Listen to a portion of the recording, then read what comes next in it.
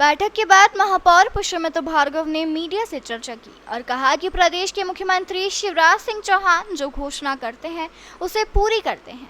मुख्यमंत्री शिवराज सिंह चौहान ने कहा था कि प्रदेश में रहने वाले लोगों के लिए अपने अधिकार का मकान उनके पास हो और उनका मालिकाना हक उन्हें मिले। इसको लेकर इंदौर की ऐसी अवैध कॉलोनियों को वैध किया जाएगा ताकि मकानों की रजिस्ट्री कराकर वह इसका लाभ ले सके।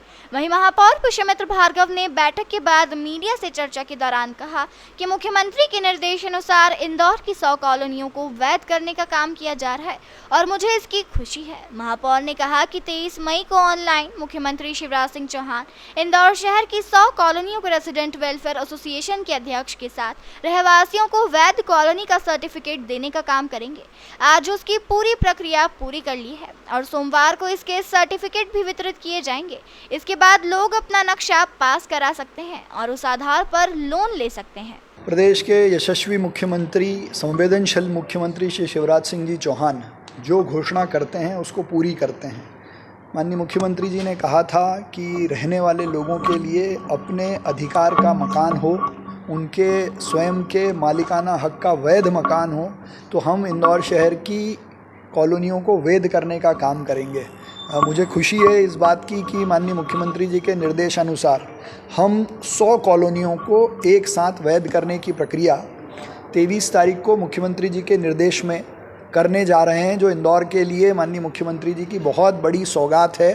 23 तारीख को ऑनलाइन माध्यम से माननीय मुख्यमंत्री जी शहर की 100 कॉलोनियों के रेसिडेंट वेलफेयर्स एसोसिएशन के अध्यक्षों के साथ, रहवासी संघ के लोगों के साथ उनको अपनी वैध कॉलोनी का सर्टिफिकेट देने का काम करेंगे।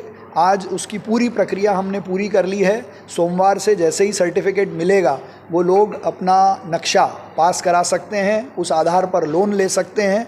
तो ये एक बड़ी सौगात मुख्यमंत्री जी ने दी है। मैं उनका बहुत धन्यवाद और अभिनंदन करता हूँ और इस बात की खुशी पूरी टीम के साथ, विशेषकर राजेश उदावत जी के साथ, सभी विधायकों के माध्यम से और नगर निगम के अधिकारियों, क्योंकि उन्होंने कम समय में ये ऐतिहासिक काम करके दिखाया है। वहीं महापौर ने कहा कि सभी जनप्रतिनिधियों और नगर निगम के माध्यम से हमने कम समय में ऐतिहासिक काम करके दिखाया।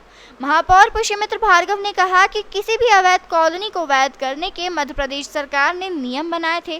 उन नियम में जो भी आवश्यकता थी उसकी पूर्ति की गई। हालांकि कई आर्थिक कठिनाइयां भी थी जिसमें नियमों को शिथिल कराने का काम नगर निगम ने किया और 100 कॉलोनी पूर्ण रूप से वैध कराने जा रहे हैं। मैं खुद वहां पहले दौरा करके आ चुका हूं।